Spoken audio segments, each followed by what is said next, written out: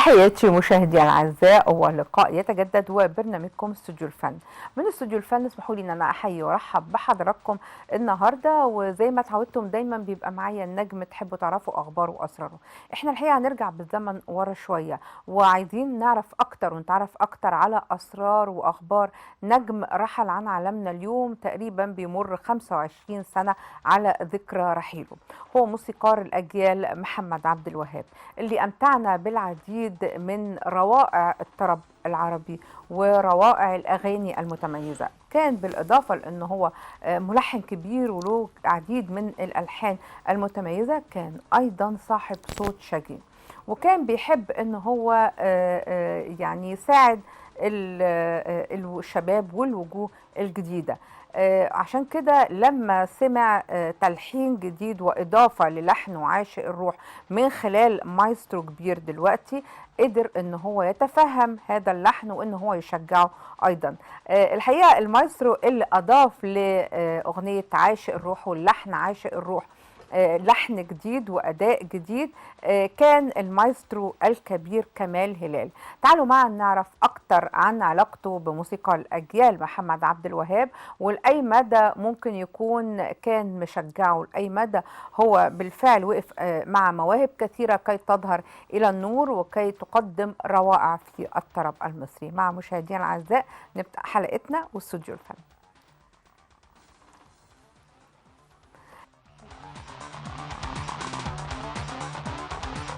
جميل.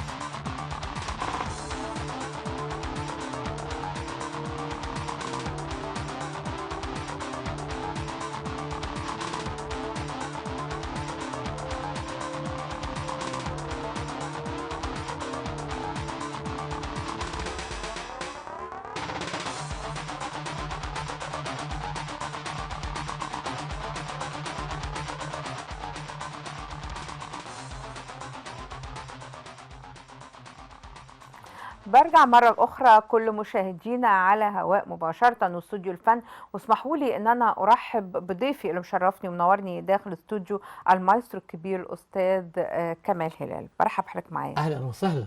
اهلا بيك. أنا سعيدة جدا بلقائي مع حضرتك النهارده وإحنا بنحتفي بالذكرى ال 25 ده أنا سعيد. لرحيل موسيقار الأجيال الكبير محمد عبد طبعا الوهاب. طبعا الاستاذ عبد الوهاب كلنا بنحبه، الله يرحمه ويحسن اليه.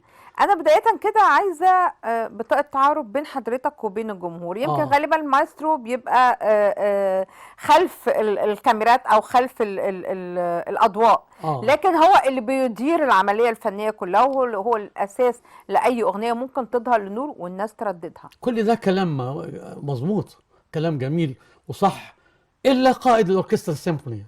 ليه؟ لأنه قائد الأوركسترا السيمفوني أولا بيقود موسيقى يقولوا عليها الموسيقى العالمية، وإذا ما كانش متوفر في تاريخ الشعب المصري طول عمر مصر، بالرغم من التاريخ العظيم لمصر، عمرنا ما كان عندنا قائد أوركسترا يقود الموسيقى العالمية. ما حصلتش. لأول مرة تحصل وإحنا بنعمل ومش متنبهين. سنة 59 بدأنا نصحى، والمجلس الأعلى لرعاية الفنون قرر لأول مرة في تاريخ مصر إنه يبعتوا مواطن مصري، طبعا ينقوه وينجح اللي ينجح في القبول، على إنهم يبعتوه ويصرفوا على دراسته علشان يتخصص ويدرس قيادة الموسيقى العالمية. بعتوه فين؟ نعم، بعتوه فين؟ فبعتوه فيينا، بعتوه أوروبا.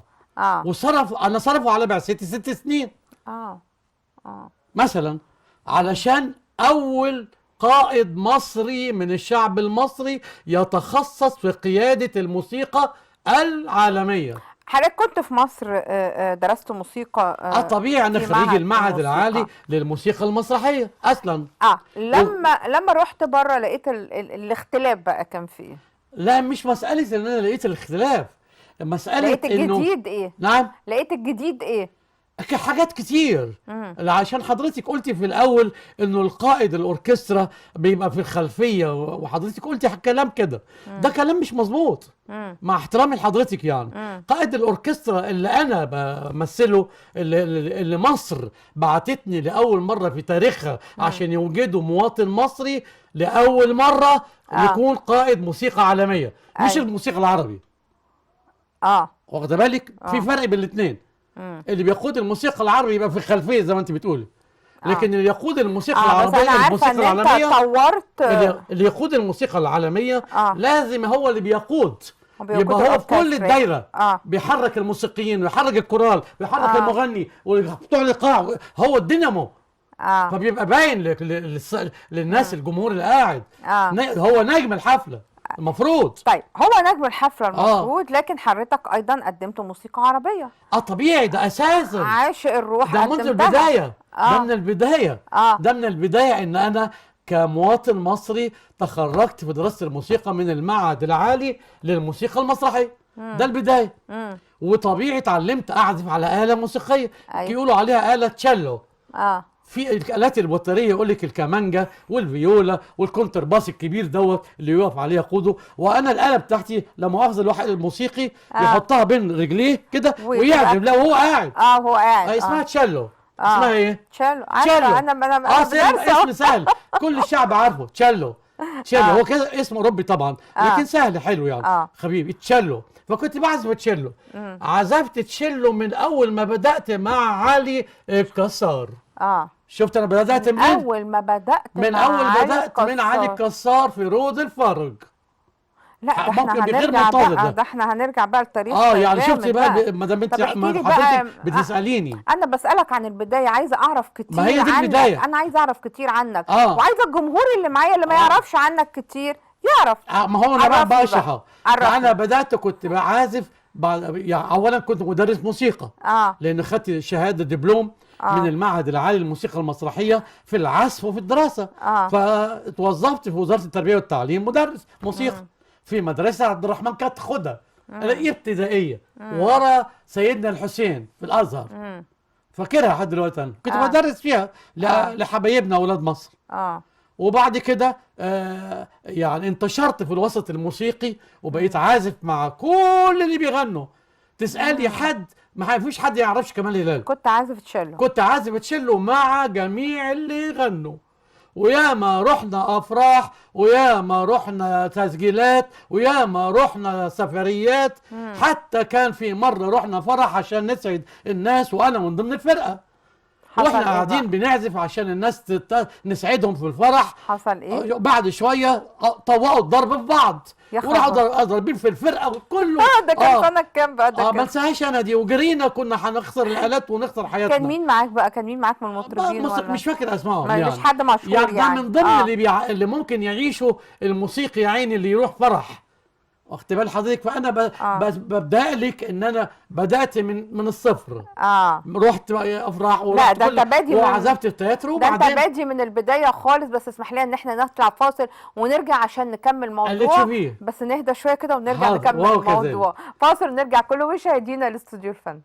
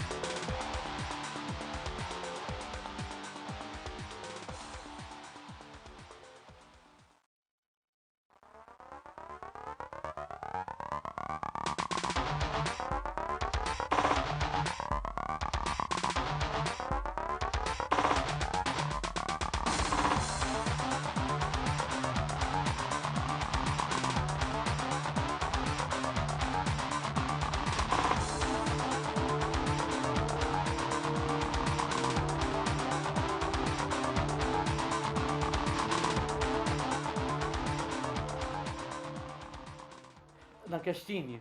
رجعنا مرة تانية كل مشاهدينا على الهواء مباشرة مع المايسترو الكبير الأستاذ كمال هلال، ونرجع للبداية والفرح اللي حصل فيه تطويقة واتخانقتوا. ضربوا بعض الناس وهجموا على الفرقة الموسيقية والراقصين اللي معانا والمغنيين، وربنا عدها على خير وعشنا يعني وعدت على خير. ده معناه بقولها على سبيل المثال قد ايه الفنانين اللي بييجوا افراح عشان يسعدوا الشعب المصري احيانا يمروا بمشاكل في الفرح. يعني احنا الحاجات دي شفناها في السينما، لكن انت عصرتها في الحقيقه. لكن انا بقول لك في الحقيقه انا عشتها في الحقيقه. ده صحيح بيحصل يعني. لكن علشان نختصر والوقت ما يضيعش كتير، طبيعي بما ان انا موسيقي فانا انتشرت كعازف في الوسط الموسيقي. عزفت مع طوب الارض، معناتها مع جميع الفنانين. طوب الارض يعني تجيبي سيره اي مغني يقول لي كمال هلال، طبعا مين ينسى كمال هلال. طيب مين اللي يمكن طبعا في اسماء كبيره ما نقدرش نقول عليها يعني. ليه؟ قولي. لا في اسماء كتيره يعني. بس احنا النهارده بنتكلم عن ذكرى رحيل موسيقار الاجيال. طبيعي. لكن انت قلت لي عشان بس افتح البطاقه بتاعتي. يعني لكن احنا خلاص البطاقه اتفتحت وعرفنا كل حاجه، ما تخافش يعني. نرجع مره ثانيه للموسيقار الكبير محمد عبد الوهاب، وكيفيه اللقاء كان ما بينك وما بينه، كان سنه كام وكنت وصلت لايه، مرحله ايه؟ لا انا عايز اقول من خلال الموسيقي العازف اللي بينتشر في الوسط الموسيقي وبيبقى بيعزف مع كل الفنانين، فبيبقى عضو نقابة الموسيقيين وبيبقى معروف. كلنا نعرف بعض يعني في الوسط الموسيقي. ومن خلال كده كان لأول مرة الفنان أحمد فؤاد حسن، لو حضرتك تفتكريه طبعا، فكونا فرقة اسمها الفرقة الماسية. وكانت دي أجمل واكبر فرقه موسيقيه طبعا، دي كانت اقوى من اقوى الفرق الموجوده على الساحه. وجميع الحفلات بتاع اضواء المدينه وحفلات التلفزيون والاذاعه كنا احنا اللي بنعملها. جميع التسجيلات احنا اللي بنعزفها. كل يعني الفرقه الماسيه واجب انه يكتب عنها في الجرايد عن دورها في تطوير الاغنيه المصريه. الموسيقى المصريه، الفرقه الماسيه لعبت دور كبير في تطويرها. ده من ناحيه. من خلال هذا انه الفرقه المصريه بتعزف مع جميع الفنانين، ومن ضمنهم الاستاذ عبد الوهاب طبعا. ومن هنا اتعرفت على الاستاذ عبد الوهاب، يبقى ان انا موسيقي في الفرقه. وبعدين كان الاستاذ عبد الوهاب كان اول لقاء ما بينك وما بينه كان بسبب ابن اخوه. لا دي لسه انا حاجه هقول لحضرتك. ده انا بقول يعني كبدايه ان احنا نعرف بعض في الفرقه. هو كان بيعمل اغاني للاستاذ عبد الحليم ويجي يحفظ الفرقه الماسيه اللي انا بعزف فيها. فيعني متعرفين على بعض. لكن هو اصلا له فرقه خاصه اللي هي ارقى الموسيقيين في مصر. دي كانت فرقه الاستاذ عبد الوهاب، وهي كبار الموسيقيين طبعا. وبعدين الاستاذ عبد الوهاب كان نقيب الموسيقيين. هو نقيب النقاب، رئيس النقاب قعد فترة أولى وانتهت الفترة، فالزملائنا الموسيقيين حبوا يخلوه يرشح نفسه تاني فترة تانية. فأنا يعني وأعوذ بالله من كلمة أنا كان ليا حب بين زملائي الموسيقيين كبير جدا.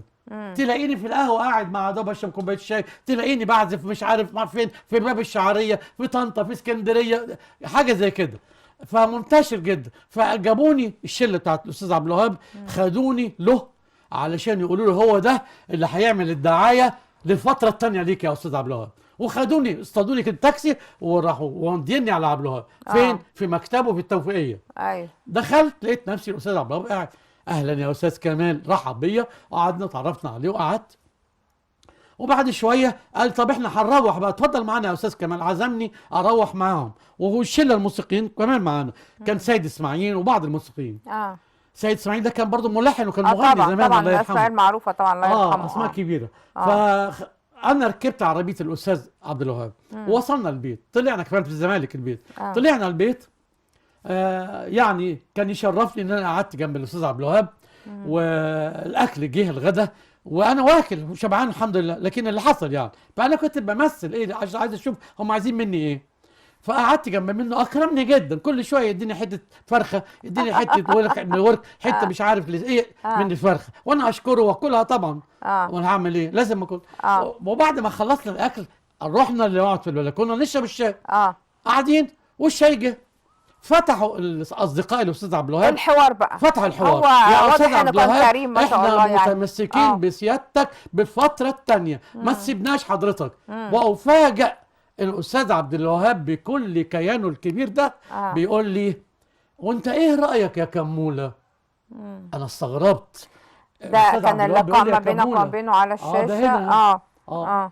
ف يعني اندهشت الحقيقه من السؤال. وانا نفسي رافض ايه؟ رافض تكرار سنه 4 سنين تانيين للاستاذ عبد الوهاب. يا حاجه جميله جدا. ودي فرقه رضا. لا ده احنا لسه هنحكي على الصور دي قدام شويه. اكمل. اتفضل. بس ادونا التفاصيل بتاعت الاكل والحاجات دي كلها. انت رافض اساسا ان هو يترشح، ومع كده كنت هتقود لا مش رافض، ما انا هقول لك يعني ايه. طب رفضت ازاي؟ بيقول لي: ايه رايك يا كموله؟ قلت له ايه؟ فقلت له: والله يا استاذ عبد الوهاب، في الاف ملايين من الناس بتحب سيادتك وانا من ضمنهم، لكن يعني الناس دي كلها مستنيه انتاج حضرتك الجديد الفني بقى. من انتاج، ما هو الانتاج هو الفن. فكل الناس دي مستنيه انتاجك الجديد، وانا يصعب عليا ضياع وقت سيادتك في النقاب. ده ادي يعني وجهه نظري. ده انت قلتها له بس طريقه شيك بقى. هو ده. هو ده اللي انا تمنيت ربنا يساعدني واقولها حلو مظبوط. فقلتها له كده، عجبه الكلام. وخلصنا القعده وروحت خلاص. وجات الانتخابات والناس هو بقى ما رشحش نفسه، ما رضيش، اقتنع بوجهه نظري. لكن تركت عنده تاثير ثقه في كمال هلال. وافاجئ كان هيسجل اغنيه اسمها فين طريقك فين. طبعا. فلقيت نفسه جات لي دعوه ان الاستاذ عبد الوهاب عاوزني في التسجيل مع فرقته الخاصه، اشترك في التسجيل. عن الفرقه المسيه بتاعت لا غير الفرقه المسيه احمد فؤاد حسن، اكبر فرقه بتاعته. فرحت في معهد الموسيقى اللي هو عند الاسعاف. عملنا البروفه في الاغنيه بتاعت فين طريقك فين. وبعد ما خلصت البروفه الموسيقيين روحوا، وانا في طريقي علشان الاله الموسيقيه بتاعتي احطها في الشنطه، عديت جنب الاستاذ عبد الوهاب وافاجئ بيقول لي: ايه رايك يا كموله في الغنوه؟ بياخد رايي. هو ليه بياخد راي الناس؟ ليه بقى؟ انا عايزه اعرف. لا انا عايزه اسال سؤال. اشمعنى انت بالذات اللي كان بيختصك ان هو ياخد رايك؟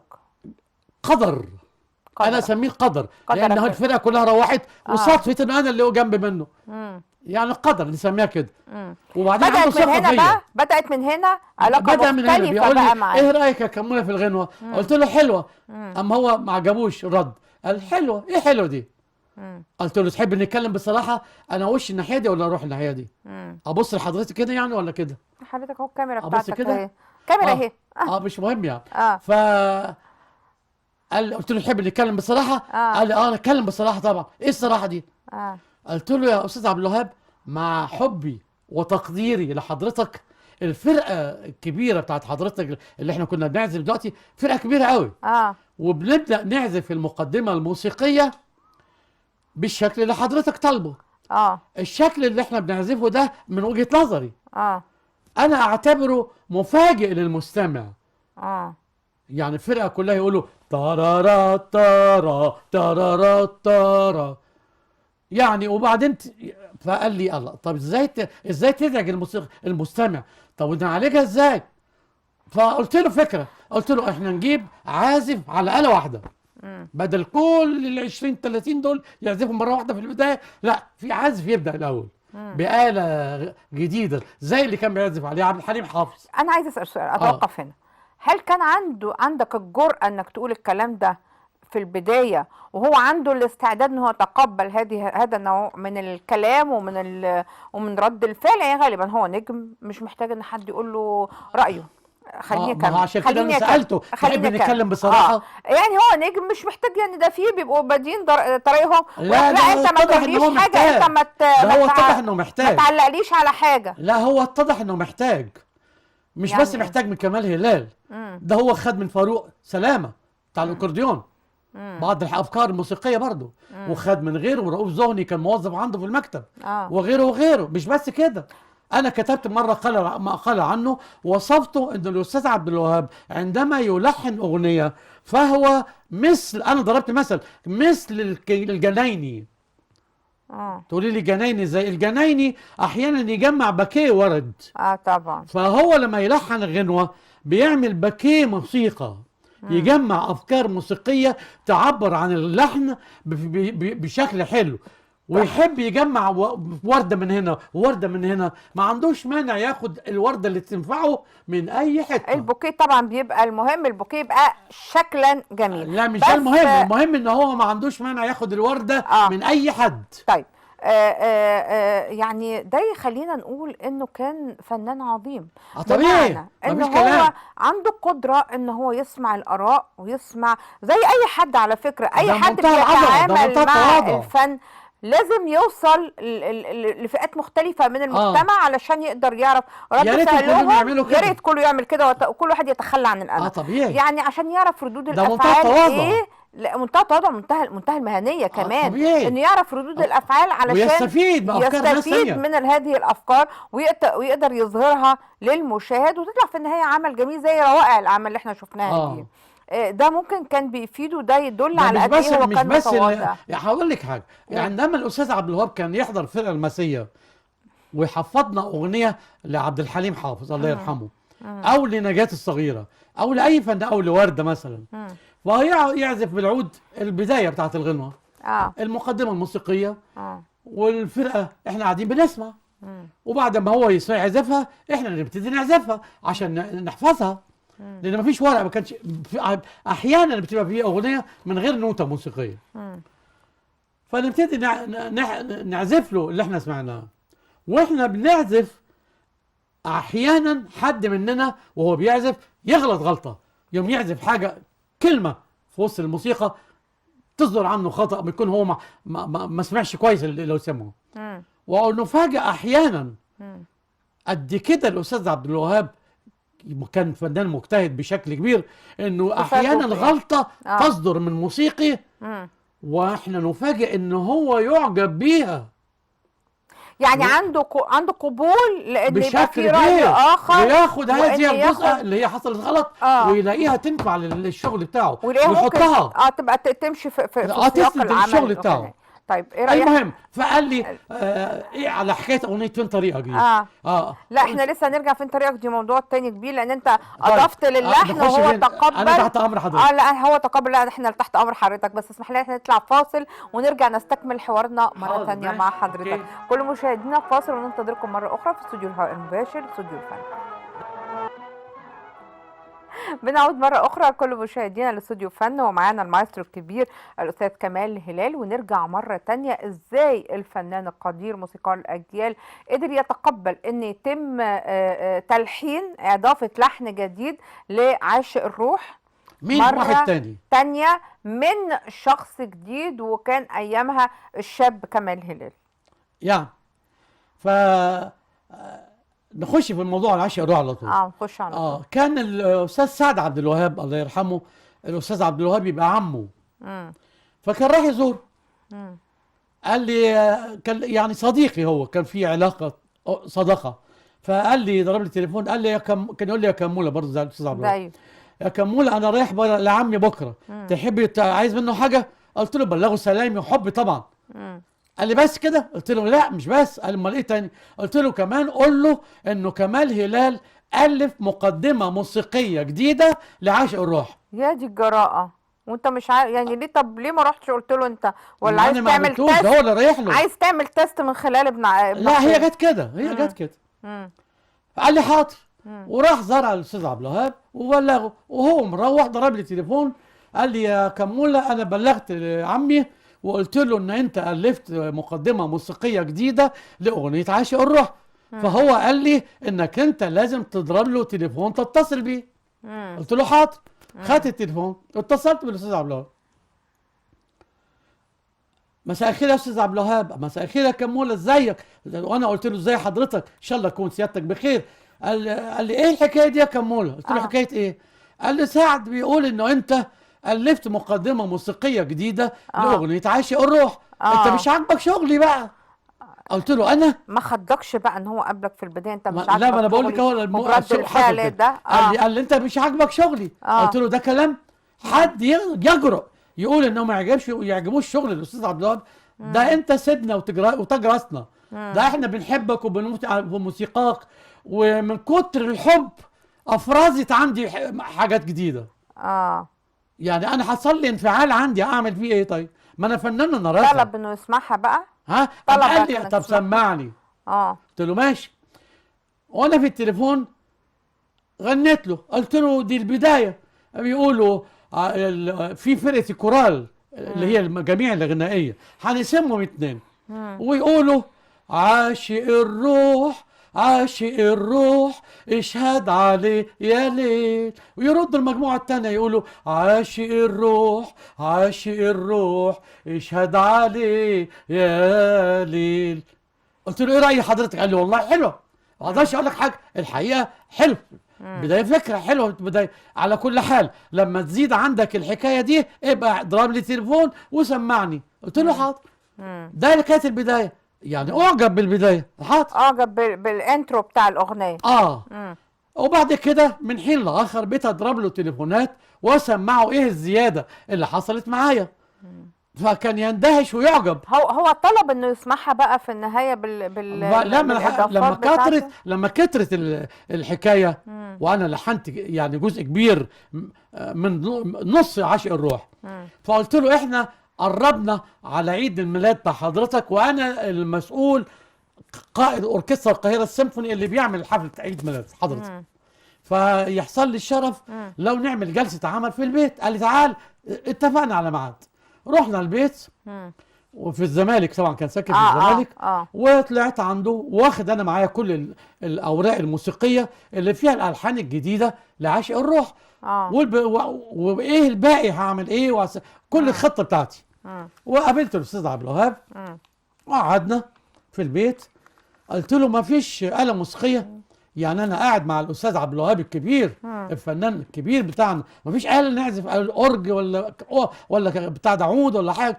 فالراجل بكل تواضع قام وجاب عود وجابهولي لحد عنده واداهولي. قلت له طب ما تصلحه. قال لي وانا هصلحه كمان؟ يعني عشان اضحكه عشان يشيل الرهبه، يخفف شويه يعني. ففعلا بكل تواضع الراجل وضب العود وقال لي اتفضل يا سيدي. حاجه جميله جدا. وانا قعدت سمعته اللي انا عامله. طيب احنا نرجع تاني لرد فعله، بس اسمح لي معايا اتصال تليفوني والملحن الكبير الاستاذ محمد سلطان. برحب بحضرتك معايا النهارده. استاذ محمد. يا فندم. اهلا بحضرتك يا استاذ محمد، ممكن توطي التلفزيون لو سمحت؟ يا فندم. ممكن توطي التلفزيون لو سمحت عشان الصوت عالي جوه. لا كان الهوا لسه. لا انا على الهوا، احنا على الهوا حضرتك. على الهوا دلوقتي؟ اهلا وسهلا. اهلا بحضرتك يا استاذ محمد. استاذ محمد، احنا النهارده بنحتفي بذكرى رحيل موسيقار الاجيال محمد عبد الوهاب. ايه الكلمات اللي حضرتك عايز تقولها له النهارده؟ نعم؟ ايه الكلمات اللي حضرتك عايز تقولها له النهارده؟ هقول له ايه ده؟ انا النهارده اتكلمت في كذا قناه وكذا اذاعه كله عشان الاستاذ عبد الوهاب. طبعا الاستاذ عبد الوهاب ده يعني ابويا الروحي، انا معاه وانا عندي 12 سنه، اتعرفت عليه وانا عندي 12 سنه. يا ده تاريخ طويل. هو اول ما دخلني الاذاعه واعتمدني ملحن ومطرب وانا عندي 16 سنه. احنا لسه بنتكلم على ان هو كان بالفعل بيقف جنب الشباب، كان بالفعل بيقف جنب الشباب، وكان بيقف جنب الوجوه الجديده الشابه، وكان بيشجعها. ده حصل معاك يا استاذ محمد؟ لا لا لا، الوضع مختلف. لا الوضع مختلف. اياميها لما انا عرفته انا سعيد ان انا اعرفهم. هو ما انا اللي كلمته، انا اللي كنت غاوي حاجه اسمها مع عبد الوهاب، بحبه جدا وبتتبعه وحافظ كل شغله وبغني له، وانا كنت صغير طفل يعني. فكلمته واتصلت بيه وقال لي تعالى، رحت له. وبعدين قال لي انت محمد سلطان؟ قلت له. قال لي يا حبيبي انت صغير لسه. قلت له وبعدين جبته البيت وعرفته على بابا وماما وبتاع ابويا وامي. وبعدين قال لي ابويا ابنك موهوب قوي، بعد ما سمعني بقى وانا بعد سعود انا بغني وبتاع، ابنك موهوب قوي، سفره يتعلم مزيكا برضه. فابويا قال له لا ابني تخش الاول يتعلم، يتخرج من الجامعه والحقوق، يتخرج وبعد كده هو حر، يغني يمثل يلحن، هو حر. الاستاذ عبد الوهاب ليه فضل كبير جدا لانه وقف جنبي من الاول، وبعدين فضل معايا طوال مشواري، ودايما متتبعني ودايما يكلمني يقول لي عملت ايه، يعرف انا عملت ايه. وبعدين كنا على صله متصل، حتى هو لما يعمل حاجه جديده يكلمني يقول لي ايه رايك يا محمد في اللي انا عامله ده. قد كده كان بيثق فيا. يعني ده كان بياخد اراء كل المحيطين بيه، ده حاجه جميله جدا يعني. طيب الاستاذ عبد الوهاب، الاستاذ عبد الوهاب ده اسطوره من الاساطير. طبعا يعني انا لسه كنت بقول حتى صوته وهو بيغني فيه لحن، تحس ان صوته بيلحن. يا فندم صوته وهو بيغني نفسه فيه شجن ولحن جميل يعني. هو مطرب، هو ملحن اولا ومطرب ثانيا. وقيمته وقدره وقوته من الابداع، انه ملحن مش انه مطرب. واخد بال حضرتك؟ طيب المبدع هو اللي عنده القدره على الابداع، الخلق الذهني. صح عندك حق فعلا. اما المطرب فمؤدي فقط. طيب انا معايا النهارده المايسترو كمال هلال، تحب تقول له ايه؟ اهلا وسهلا. اهلا بيه. وتقريبا الخط قطع. بشكرك جدا يا استاذ محمد، بنشكرك طبعا على مشاركتك لينا في حلقتنا النهارده، ونرجع نستكمل حلقتنا استاذ كمال. اهلا. واستقباله للحن الجديد بتاع عاشق الروح. اعجب بيه جدا. وانا اللي حبيت الغي بعض الاجزاء، لانه الحقيقه يعني هو شجعني واعطاني فرصه كبيره ان انا يبقى ليه الشرف لاول مره في حياته يسمح لفنان، نسميني فنان جديد زي ما انت عايزه، ما يجراش حاجه. ايامها طبعا يعني انا كان ليا اغاني طبعا غير حكايه عاشق الروح، يعني هنتكلم فيها بعدين. فالاستاذ عبد الوهاب في جزء بيغنوه كورال، اللي هي المجاميع الغنائيه، اللي هم بيقولوا عاشق الروح، لازم الجمهور يسمعوا. احنا كده بنتكلم بس، لكن انا بترجى حضرتك وبترجى المسؤولين، لازم نذيع المزيكا اللي معموله. ما نقضيش الحلقه كلها نوع كلام. احنا طبعا لان الناس لازم تسمع. هم ذاعوا على فكره، هم ذاعوا. المهم انه يعني وافق هو واتبسط في جلسه العمل على الجزء اللي انا ملحنه. قال لي طب هترجع للحن بتاعي ازاي؟ فشرحت له هرجع ازاي للحن الاساسي بتاعه عشان اعمل مزج ما بين الاثنين، اعمل مزج اللحن الجديد مع اللحن القديم. فوريت له انا هعمل ازاي، اتبسط. قال لي يا رب بالتوفيق ان شاء الله. حاضر. ما هياش بس عاشق الروح، كل الحفله كلها من موسيقى الاستاذ عبد الوهاب. طب دي كلها موسيقى عربي. ايوه. انا هشتغل مع اوركسترا سيمفوني. اعيدها لك تاني، مهمه قوي الكلمه ديت لكل مصر، انها تتنبه انه في فرق بين الموسيقى العربيه تقدم بفرقه موسيقى عربي، او تقدم بفرقه موسيقى اوركسترا سيمفوني. اوركسترا سيمفوني يعني فرقه عالميه. ده اللي وصل له العالم في اوروبا، اعلى شيء وصلوا له، اعلى اوركسترا من اعلى مستوى. فانا ربنا اكرمني واداني الفرصه ديت ان انا قدمت كل الحان الاستاذ عبد الوهاب مع تطويرها بما يتناسب للاوركسترا السيمفوني. وقدمت المزيكا المصريه بتاعتنا بالاوركسترا السيمفوني، يعني بالاسلوب العالمي. وعشان كده السويد لما سمعوا التسجيل اعجبوا بيها جدا. لاقي هنا ترحيب في المجلات العالميه، وعلى طول التلفزيون السويدي، هذه مجله التلفزيون السويد على طول ذاعوا عاشق الروح، لانها فيها المستوى العالمي. هل هم كانوا بيفهموا نوعيه الموسيقى دي، ولا انت حضرتك كنت قاصد انك تعملها الاسلوب اللي انا اشتغلت بيه الاسلوب العالمي اللي هو متعارف عليه بره؟ عشان كده حسوا بيها. طب اشمعنى ما قدموش قبل كده حاجه ما عاشق الروح بتتغنى قبل كده من غير انا ما اعمل فيها حاجه؟ بس مش عايزين نقول برضو، يعني عايزين برضو ننبه ان الحان الموسيقار الكبير محمد عبد الوهاب كانت ما هيش عالميه. لا بس بتذاع على مستوى العالم برضو، يعني ده في كل البلاد وفي اوروبا وفي كل الاماكن. الاستاذ عبد الوهاب ده له احترامه، وهو ابو المزيكا العربي. لا ما لازم نرجع، يعني يعني المثل بيقول مع حبنا للاستاذ عبد الوهاب وتقديرنا وهو استاذ الاساتذه واحنا اولاده، احنا من اجيال جديده من اولاده، وتعلمنا على مزيكته طبعا، وياما استفدنا منه يعني طبعا. لكن بما اننا ربنا اكرمنا واحنا اولاد الاستاذ عبد الوهاب، والدوله كمان صرفت عليا وبعتوني اوروبا وادرس خريج اكاديميه فيينا. فيعني انا خريج اكاديميه اوروبا. حاولت انك توصلها للعالميه بسهوله. طبيعي، يعني درست الاسلوب العالمي وتخصصت فيه. طيب معايا اتصال تليفوني سيسيل، المطرب الكبير احمد ابراهيم، برحب بحضرتك معايا. اهلا بيكي، اهلا وسهلا. اهلا بحضرتك، اهلا بحضرتك. انا عايزه بدايه النهارده واحنا في ذكرى رحيل موسيقار الاجيال محمد عبد الوهاب، الذكرى ال25، حضرتك تحب تقول له ايه؟ والنهارده معايا المايسترو الكبير كمال هلال، تحب تقول له ايه؟ بقول من الاول مساء الخير يا مايسترو. مساء الفل. مايسترو كمال هلال ده مقامه كبيره جدا، ورائد من رواد الموسيقى في العالم العربي، واستاذ كبير في في في في كذا اتجاه، كقائد وكاستاذ وكملحن وكموزع الحقيقه. فانا سعيد بوجودك في الحلقه بالاحتفال بالقامه الكبيره، ايضا القامه الكبيره اللي كلنا بنحبها، الموسيقار الكبير محمد عبد الوهاب. الله يخليك، ده انا الشاكر. الموسيقار محمد عبد الوهاب هو علامه مضيئه في تاريخ الموسيقى العربيه طبعا الحقيقه، لانه هو ترك كنوز كبيرة جدا في المكتبة المسموعة والمرئية من خلال أعماله الكبيرة اللي قدمها كمطرب وكملحن وكمنتج. والحقيقة هو علامة فارقة في الموسيقى العربية، ويعني رحل عنا جسدا لكن فنه باقي زي ما هو قال، وعشق الروح ملوش آخر، ولكن عشق الجسد ثاني.